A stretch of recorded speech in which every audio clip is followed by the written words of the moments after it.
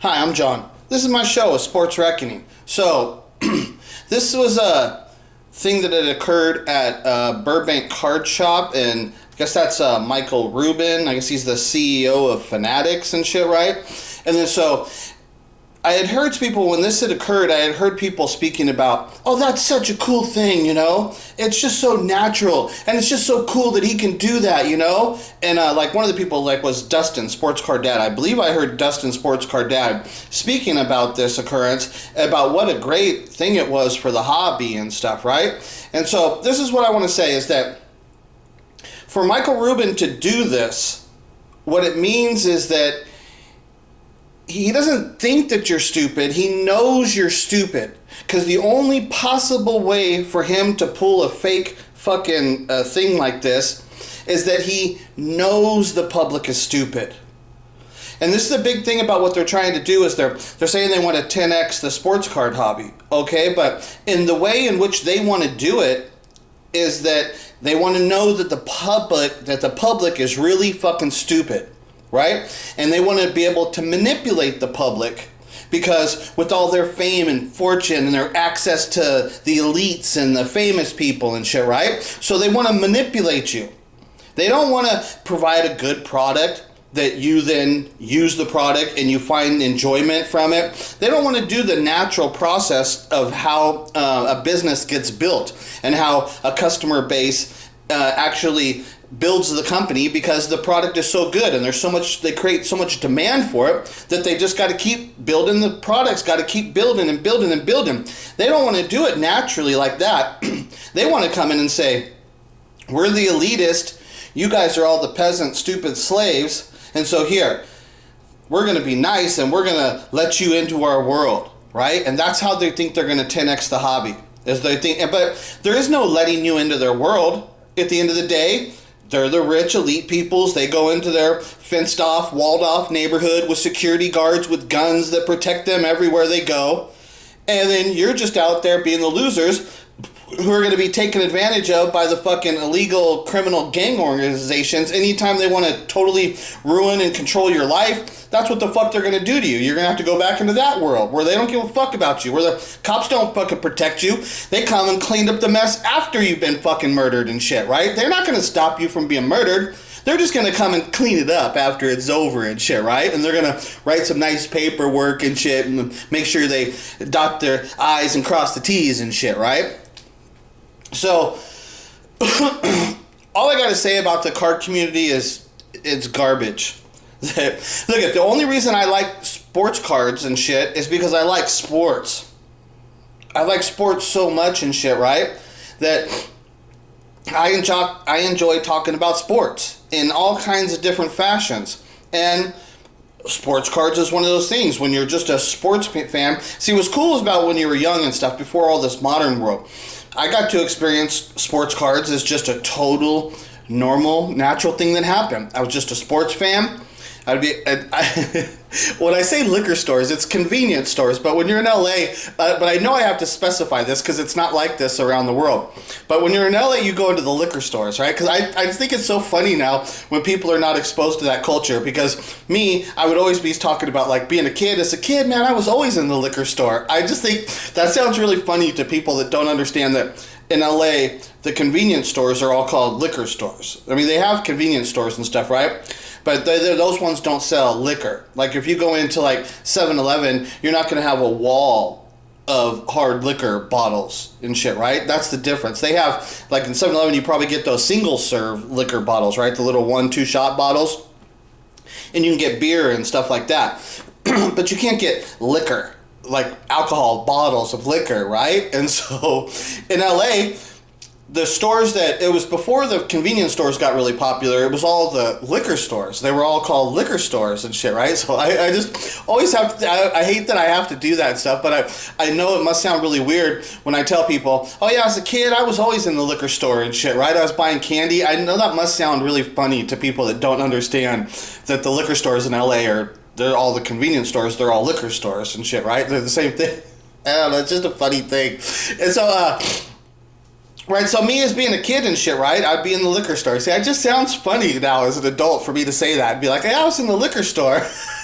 I was in the liquor store buying some candy and some baseball cards. It just sounds so funny to me and shit, right? But so that was the thing. I just got naturally into 83 Tops, right? 83 Tops. Started buying baseball cards and shit, right? That's when I started getting into cards. It was just all natural and shit. Then there was a card shop in town, and then so like in '84, I bought the entire set of 1984 Tops. In 1985, I bought the entire set of 1985 Tops. And then after that, I started getting into packs again, like 87, then 80, and 86, then 87. 87, when 87 Tops came out, man, the sports card community, and it just fucking exploded and shit, right? And so like the Beckett magazine and shit has to have something to do with that, because I can remember the first time when I looked at a Beckett, which I'm sure it wasn't close to the first issue and stuff, right? But the first time I remember looking at, because I was buying cards and stuff before I even knew what a Beckett was. But that's not how it is in the modern days and shit, right? It's like all the kids now, they know what Sports Card Investor app is before they know what sports cards are. That's like the difference of what I'm saying, this world of where we're in, the difference between when I was a kid, I didn't even know what a Beckett magazine was when I was buying baseball cards. All right, I was just a baseball fan. I was a sports fan. And then I liked the sports cards, the baseball cards. They were cheap. They were fun, right? But now it's completely different. Things have changed so much and shit, right? And so this is one of the things about how I talk about like the community and how people are. It's like it's so easy to see when people are scamming you, right? If they scam you, then what that means is that, like, and I always have to say this over and over, they don't think you're stupid, they know you're stupid. Like, you get people like I said, with Dustin, the sports card dad. Okay, the only reason the people, the elites, talk nice to him is because he's a stupid fucking loser who says exactly what the fuck they want him to say. Some idiot like a great curator. He's a fraud. And he's going to say exactly what the elites want him to say. And they're going to give him a position of power in the community and shit, right? And that's what these people are desiring. They're not fans. They don't really care about sports and the cards and shit. No, they want this position of power in a community that they like to run around in and shit, right? That's what they're all fakes and shit, right? I mean, there's no doubt about like people like Dustin, Sports Card Dad, people like Neo, Cards and Comics. I'm trying to even think of even people that are even people like AIH Sports. That's somebody that's supposed to be a contrarian on the other side. He's the same thing. He's horrible. Look at like Dan the Cardman. Dan the Cardman's content, his entertainment value of his content, I don't even know if it's a 1. There is no entertainment value to his content. It's horrible. And I don't know how these people don't understand. It's like, dude, you gotta have some content value. And that's what gets them so mad is like, I could just put a picture up with no editing, and I'm not talking, like I make mistakes all the time and shit because I'm not reading off a script, right? But my shit's got fucking more entertainment value than any of those motherfuckers who are doing their editing and all their shit. Their shit's garbage. It's the same old crap over and over and over again. You get this Justin Gamble, somebody new on the scene, right? All he does is lie his fucking ass off to you stupid motherfuckers. That's his whole fucking thing, is that you're stupid. And he knows he can manipulate you with fancy objects, right? And the appearance of being in the in crowd and shit, right? And being a mover and shaker, and I'm traveling the world and shit, right? And all that stuff, right? It's all fake. And the only reason that he sells you that kind of image is because, like I say again, he doesn't think you're stupid. He knows you're fucking stupid, right? Justin Gamble, I would say to him, he has a clothes company called 1340 Escalana, something like that. It's his last name, whatever it is. Okay, so I watched one of his videos about what it was, and he was like doing a challenge with a friend, he's saying, I take this $100 and I could build a t-shirt company off of it, right? But see, here's the thing. That's what he's trying to say to you. And then the people write articles. He took $100 and he built a $5 million clothing company out of it, right? But they're trying to act like this guy only had $100. No. The dude's probably got millions of dollars in a fucking trust fund. He's got family ties to millions and millions of dollars. I mean, you don't think the dude actually got a job and paid his own way to go through USC, right? I mean, you don't think he was such a great talent and shit that you think USC came and gave him a fucking scholarship and they said, we'll just be so honored that you attend our school. Well, you can go here for free. We'll pay for it. That's not what happened. And it's like, so how to get the fucking money to pay for the fucking tuition to go to USC? You know? How did that money come about and shit, right? And then so he tries to act like, oh, I only got $100. I'll build a company. No. That's not how it works and shit. You're taking $100 from your $1 million trust fund. That's not how it's a scam. So everything, how you built your company. And then so he says his company is like a streetwear. I believe it's like streetwear and shit, right? And so it's like, well, first of all, Justin Gamble, what the fuck how do you represent the street? What the fuck do you know about the street? You know nothing about the fucking street culture. So how the fuck can you be street?